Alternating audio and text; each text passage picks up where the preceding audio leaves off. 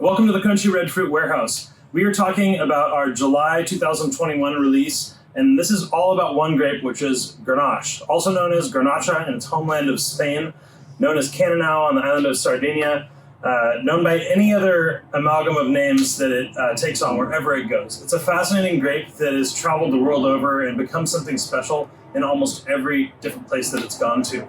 So, we're going to get into these wines. We're going to taste them one by one. We're going to start with the lighter bodied stuff. Although this is Grenache, it's a late harvested grape, so there's very few Grenaches that are light in body.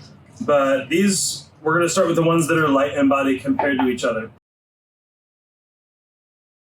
So this first one we're starting with is Curlew Grenache Blanc. And this is a winery that I've worked at. I did the harvest in 2019 here. Got to stir this wine while it was in barrel. It's crazy. It looks like apple juice when you're stirring it.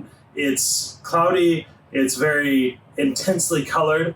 And then by the time the harvest is finished and fermentation is done, and you've been stirring the lees every day in the barrel, you get this little metal wand and you stick it into the barrel and swish it around to get all those lees suspended and give the wine more texture. It's really, really cool stuff, really silky, all about the texture of the wine itself. And I think it's wonderful. One of Ryan Crane's notes is pineapple and starfruit on this. And I would agree that there's like a distinctly kind of ripe tropical fruit note. The other thing I love about this Grenache Blanc is that kind of pulpy, like tree fruit, apple and pear and quince that all occurs sort of in a Grenache wine. It's lemony, and it does have that unctuous, rich tropical fruit note. This wine is made from the Blue Mountain Vineyard, which is in Walla Walla. It's in eastern Washington, down in the southeastern corner, and it's a very hot area. So Blue Mountain Vineyard is a little bit elevated and up into the hills around Walla Walla, which gives them a little more altitude. What you have in Washington is called diurnal shift. So it is a very hot day, cool night situation. Those cool nights when you're growing white wine are really crucial, because if your nights were hot, you wouldn't be able to preserve the acidity in the final product. So that's what this wine's all about. It's that mixture of rich texture and zippy, tart brightness that finishes. So I really think it's great. I think you will too. I think you ought to pair like a riper, or not riper, but kind of a fleshier fish with like a black cod or turbo or John Dory, and do it with a butter sauce. It's just really going to complement that creamy texture in the wine itself. The next wine we're getting into is called Fram, and this is from South Africa, and it's a Grenache Gris. And so we think about Grenache Gris versus Grenache Blanc.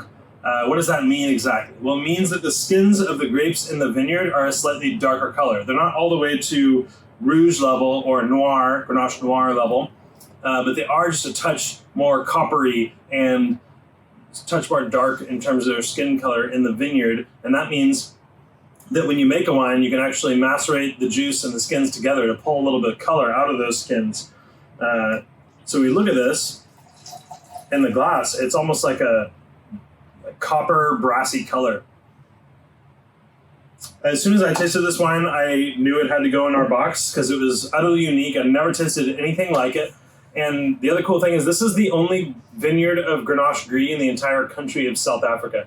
South Africa is actually a pretty big wine-producing country. They make a lot of wine. There's grapes that have been planted there since the 1600s and 1700s. So we have a long-standing winemaking culture there. They've been doing this for a long time. A long time was brandy and some kind of wines for local consumption. But in the last 30 years, they have really ratcheted up their production to really special wines that reflect individual vineyards. And because those skins are a little bit darker on the Grenache Gris, they were able to make a macerated style wine, which is why it's kind of orange, kind of brassy color. Let's talk about some notes here. And there's something that is hinting at Grenache red grapes here, but it's not quite there. It's like that underripe strawberry quality. And you also have some other red fruit like cranberry, and there's lots more spice here and woodsy notes. There's like sandalwood and, rooibos tea. I hate to echo the local thing, but it really does remind you of rooibos tea. It looks like rooibos tea. And rooibos is kind of South Africa's equivalent of rosemary or lavender. It's something that grows like sagebrush around the vineyards, and it is kind of their garrigue or their terroir shrub. And it's something that you kind of notice in the wines from South Africa. So you got some tea here, you got red fruit notes, you got some spicy wooden notes, a little bit of vanilla, even though there's no new oak here. And again, the reason we're doing this wine is more for texture than for anything. And I love these Grenache Gris grapes because they do give you that unctuous palate coating texture. Now, one of my food pairing secrets when I was working as a sommelier was to take orange wines like this that have some skin color and some maceration, and pair them with really difficult smoky dishes. I found that sometimes white wines couldn't stand up to a smoked salmon or a smoked black cod in the same way that wines with a little bit of skin contact and texture in that way very much could. So if you take this and do it with smoked salmon with like a yogurt sauce, or if you do some smoked whitefish of any kind, smoked halibut or halibut collars cooked on the grill with that smoke infusing into the fish, this is the type of wine that goes really well with that, because what it does is kind of gets out of the way of the wine, or out of the way of the dish, right? You don't want a wine fighting for dominance of flavor with the dish itself. You want a wine that's going to kind of glide effortlessly underneath the food you're pairing it with. This wine's so cool. I'm really looking forward to trying this, but I really would encourage you, this is not a wine that is best on its own. This is a wine that really wants food to go alongside it. So kind of plan a meal around it. Plan some smoked fish or some smoked trout roe, whatever it might be. Now we're going to get into one of the very classic regions for Grenache, and this is one of the places that Grenache has as much, or if not more, of identity as it does in its homeland of Spain, because it is a grape that's from Aragon, Catalonia, Madrid area in Spain. It kind of grows wild there. It's one of the grapes that's been grown for hundreds of years. But it's also been grown for hundreds of years in parts of southern France. And this is a Côte du Rhône. Not all Côte du Rhônes are all Grenache. This one is 100% Grenache. Oftentimes you will see Côte du Rhône being a blend of Grenache with some Syrah and maybe some Mourvèdre and many other red grapes that grow down there. But let's get into this. We just talked about garrigue a little bit ago, okay? And so garrigue is a French term for all the stuff that goes around the vineyard, right? It's not just one bush, but it's like the things that go into Herbe de Provence. It's the lavender, it's the rosemary, it's the sagebrush that are all growing in this very dry Mediterranean climate around southern France. So this is called La Manarine. It's a 2019 vintage, and this is a Côte du Rhône from an organic, really hands-off, awesome producer, making a very small quantity of wine in southern France. When I smell Rhône Grenache, and we're on the Rhône River Valley here in the southern end, when I smell that wine, I'm really hoping to get wild strawberry. And not just fresh strawberry, but like a strawberry that's been roasted or baked or stewed. You get that stewed fruit quality, and it's very distinct. And lo and behold, here it is. And when we talk about the garrigue, we talk about that lavender and rosemary. That's all here too. You really sense a place when you smell a wine like this. And these are very not shy wines on the palate. Again, Grenache is a late harvested grape. So while you might be harvesting your Sauvignon Blanc or your Chardonnay in August or early September, Grenache can sometimes hang till the very end of October. It's a grape that takes a long time to ripen properly, a long time to get that phenolic ripeness where all the flavor compounds, as well as the alcohol and the acidity, are all in balance together. It is a grape that is worth the effort, and it takes a place like the Mediterranean where you do have long, dry summers and you do have fairly dry early autumn, where this grape can still be on the vine, accumulating sunshine, accumulating ripeness without having a threat of rain or frost that happens in some colder regions. This Manarine Côte du Rhône is awesome. And beyond all that fruit, you also get a lot of smokiness here. And that's the herbalness of rosemary and some of those other things, but it's also like bacon fat and black peppercorn and sometimes even green peppercorn. White pepper is a common Grenache note. I don't get as much white pepper here. To me, this is a little bit more in the black pepper category, but really cool. When I think about things to make with this, roast chicken is your friend. Roast pork, do like a porchetta style roast. It's really going to complement those herbal flavors of fennel and rosemary that would be in a porchetta. But also, steaks are going to be great. It's a friend to barbecue because you have this sweetly fruited notes. So with barbecue sauce, when you have molasses and sugar and sometimes even like dried fruit that's in a barbecue sauce, this is perfect for that. So Côte du Rhône is your friend. And this is a wine that we can get more of, so if you like it, please order some more from us. I think you'll love it. It's a really good value. This is a wine that I saw the label and I instantly knew that we had to have this in the box. This is Clusterfuck, and this is made by our friends Seth and Audrey Kitsky at Upside Down Wine. They're based in Eastern Washington, and they're some of the pioneers in a little bit of a natural wine movement we have happening in Washington right now. It's their goal to do as little as possible in the vineyard and winery, right? So we're talking about making wine with no chemical in the vineyard, no pesticides, no herbicides, and then also when it comes to the winery, we're talking about no color additives, no flavor additives, no fixatives, no acidification, no backwatering. This is as pure as it gets. And this wine was hit, I think, at the very, very end of fermentation with just a tiny, tiny bit of parts per million of sulfur in order to aid its shelf stability. And for things like shipping to you in July, where we do have temperature control in part of our supply chain, but the very last day when it's on a truck, it's not. So having a wine that has a little bit of sulfur is good. It's not going to get out of whack when it's applied to a little bit of heat. And when you go from Côte de Rhône and you go from the Rhône Valley, where we have a lot more herbal notes and we have a lot more, softly stewed strawberries, then we go to Washington State, where it gets even hotter than the Rhône Valley. But you also have very cold nights. And so it's this sweet tart kind of combination. You have very, very ripe fruit notes, jammy, brambly, beautiful fruit in Washington Grenache. But you also have some of these wonderful kind of tart, sour notes at the same time. And that's part of that diurnal shift. In Washington, we have days as hot as 120 degrees over in Yakima and Walla Walla.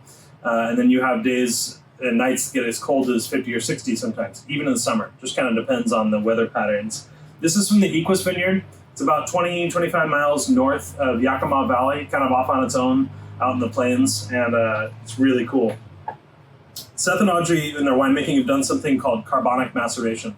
That means that they are putting the clusters of grapes whole into the fermenter, and not all of them get crushed. And sometimes they just will foot stomp gently, just a little bit of the grape matter. And so that way, when you have these intact berries that haven't gotten crushed, you have fermentation happening inside the grape skin and inside the berry itself that produces some of these really beautiful, floral, super candied aromas. But it's just a gentle amount of that. It's not the whole wine doing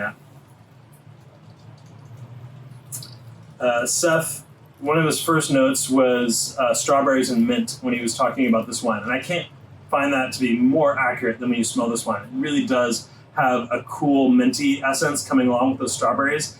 It's like when you're sitting out on a summer patio and just eating strawberries fresh out of a bowl and you got some mint next to it. It's just beautiful. It almost smells like a cocktail muddled with strawberries and mint. There's some savory qualities too here, but definitely less of those savory qualities than you find in the French wine. And that's a thing between Old World and New World wines, is sometimes and oftentimes the Old World wine or the French, Italian, or Spanish wine is going to have a lot more of that earth, savory, herbal note, and the New World wine is going to have a lot more fruit. Now that's not entirely the truth here. There's definitely some complexity. There's some mint, there's some kind of chocolate mint and some sandalwood and spices like that. But you also just have a bucket of beautiful fruit. The other thing this reminds me of is strawberry yogurt. It has a creamy lactic quality to it that when you get it on the palate, it's really appetizing.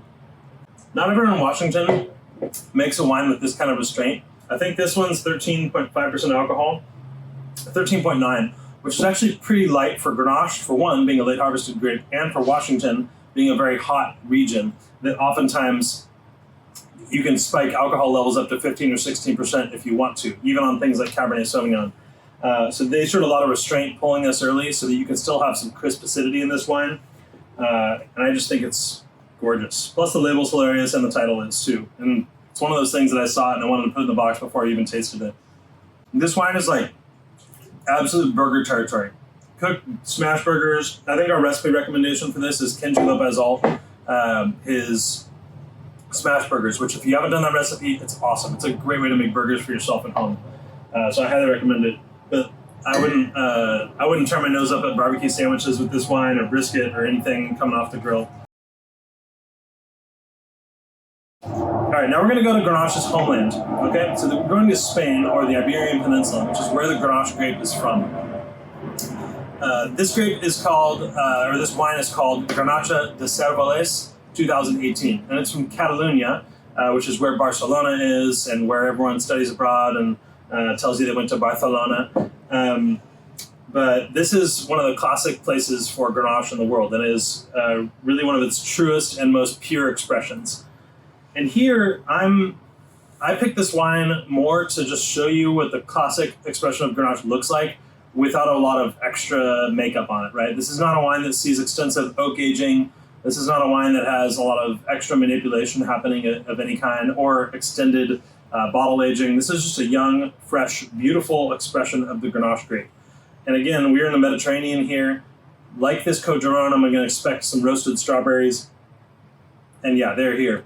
And I would say to a slightly jammier extent than the Rhone Valley. It's a little warmer here. It's a little more inland. We're in a region called Costeres del Segre, which is a non-contiguous little space on the map where there's a few different vineyard areas that can all be combined together under this appellation. And we're about 2 hours driving inland from the city of Barcelona here. It's a very mountainous territory. It's very dry. There's a lot of grapes grown here. This wine's a beast.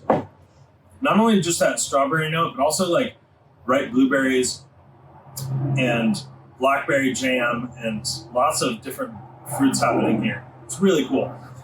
This is, again, one of those wines that you're going to want to pair with barbecue, pair with more robust cuisine, steaks on the grill, chicken, whatever you have it. But do it with something cooked on a grill, because those roasted fruit flavors that are in wines like this work really nicely with wines that have a little bit of, with foods that have a little bit of heat or direct fire applied to them.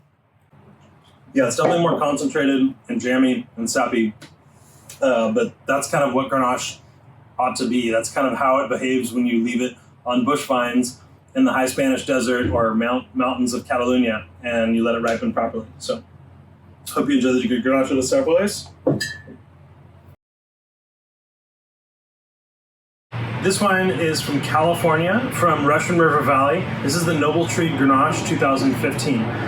This is a project started by two sommeliers who wanted to make really great, varietally correct wines to pour by the glass in restaurants. And we're having here a 2015 Grenache that is, to me, a great expression of this grape with a touch of age on it. So we've talked about strawberries with some of the other wines that we've tasted here, so roasted strawberries and jammy strawberries.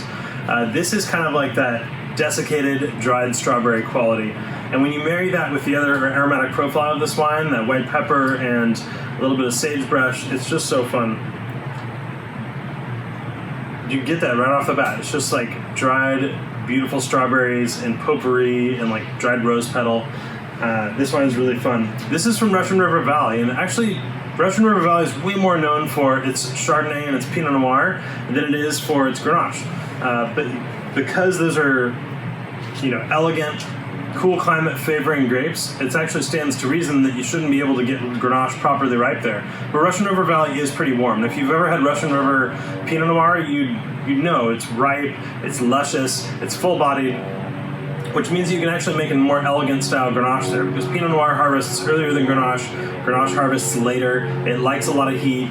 It's a good place to grow something with hang time. So I don't think they even harvest this until early October, maybe even late October in some cases. But as we get into this, again, look for that dried strawberry we talked about, but look for the other stuff too. Even though it's a California wine, and we talk about California wines often being driven by fruit, this one has got a lot of other stuff going on. It's got a little bit of like dried vanilla and coriander and baking spices, but it doesn't have any new oak on it. But beyond that dried strawberry, it also has some beautiful kind of minty notes. It has some tarragon, has some fresh herbs. This is kind of perfect territory for a roast chicken because it's a textural wine. It has a lot of weight to it, so with a fatty piece of chicken, it's absolutely perfect. But also just throw stuff on the grill and drink Grenache with it. You don't have to overthink it. This is a good wine just to pop open and have fun with, so. Cheers. Hope you enjoy the Noble Tree Grenache 2015.